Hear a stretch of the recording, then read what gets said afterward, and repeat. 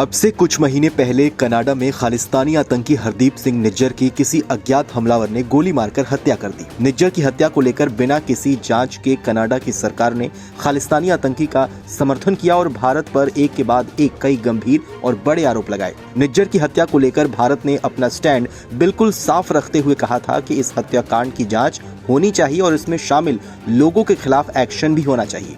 निज्जर हत्या मामले में पीएम मोदी ने पहली बार बयान दिया है।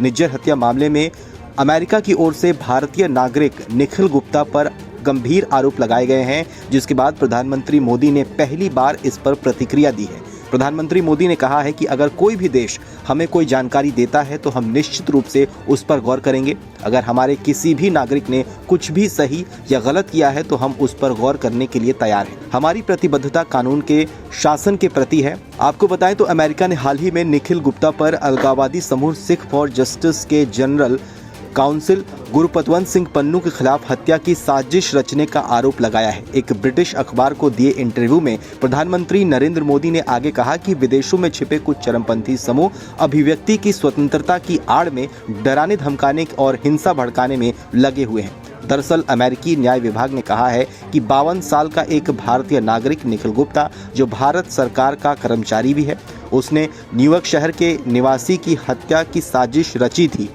अमेरिकी विभाग ने खालिस्तानी आतंकवादी गुरपतवंत सिंह पन्नू का नाम नहीं लिया, लेकिन उसका इशारा पन्नू की ओर ही था, क्योंकि निखिल गुप्ता अमेरिकी शहर न्यूयॉर्क में ही रहता है।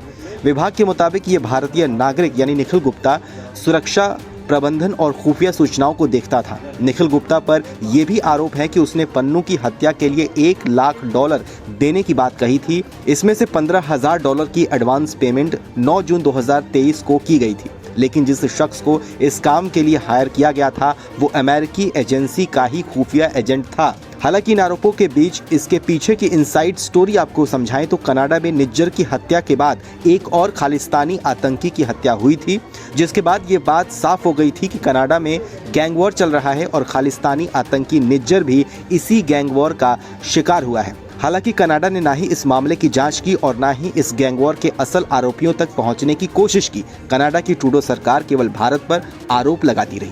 बहरहाल हमारी इस खबर को लेकर आपकी क्या राय है, हमें कमेंट सेक्शन में लिख के जरूर बताइए। बाकी देश और दुनिया की तमाम बड़ी खबरों के लिए सब्सक्राइब कीजिए आज तक।